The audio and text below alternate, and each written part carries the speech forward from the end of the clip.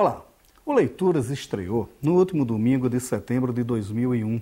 São 10 anos em que conversamos com escritores de todos os gêneros, de todas as regiões. Nossa estreia foi com a escritora Lia Luft, que à época acabara de mandar para a editora um livro, Perdas e Ganhos, que mudaria sua carreira, mas isso nem ela mesma sabia, como vamos ver na conversa que representaremos. Na Dica de Leituras, vamos conversar sobre o livro Correspondência de Cabral com Bandeira e Drummond, organizado por Flora Sussequin. Agora a gente encerra a série de reapresentações, revendo a estreia do Leituras, em que conversamos com Lia Luft.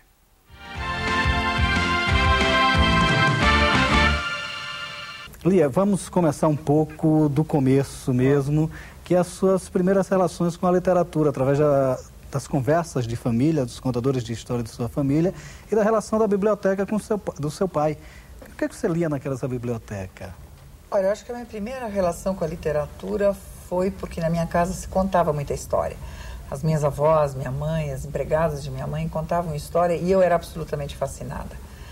E desde muito pequena, acho que assim, menina de 3 anos, 4 anos, eu sempre pensava que quando eu fosse grande, esse era o jogo que eu queria jogar. As palavras para mim eram como brinquedos, como pedrinhas, como caramelos, né? Doces na boca. E as personagens das histórias, que eram geralmente contos de fadas ou coisa assim, para mim eram pessoinhas pequenas, que eu imaginava todas enfileiradinhas assim nas histórias.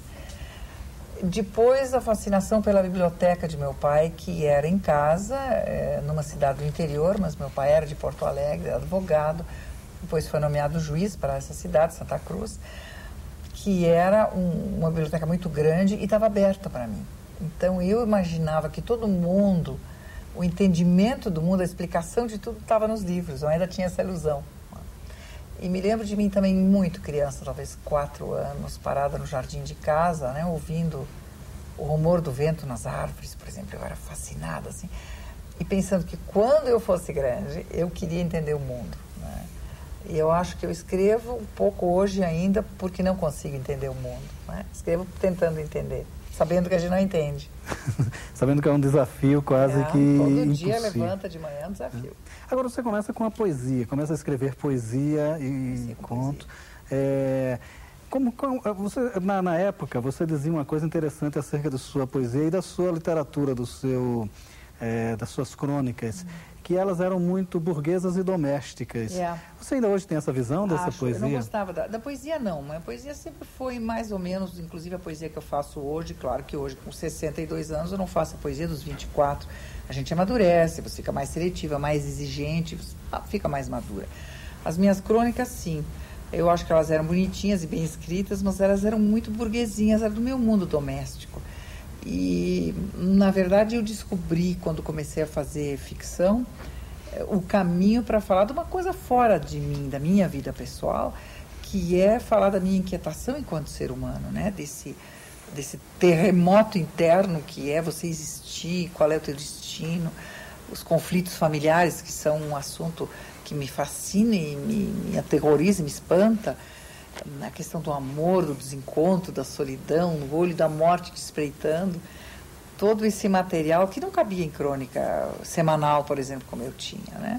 E eu demorei um certo tempo até achar o caminho para o romance, porque primeiro eu era muito insegura intelectualmente, eu achava que eu não era capaz. Segundo, eu sou lacônica para escrever. Veja que meus romances são magrinhos, né? Eles são pequenos, 150, no máximo 200 páginas, com o editor espichando, né? Uma epígrafe, um título numa página, etc. E foi um caminho longo, inclusive eu tentei conto, e só aos 40 anos eu descobri, publicando As Parceiras pela Nova Fronteira, então do Rio, e deu muito certo. De repente pensei, eu nasci para fazer isso, mas foi um caminho bem longo. Agora, é interessante essa análise que você faz de si própria, dessa sua insegurança intelectual.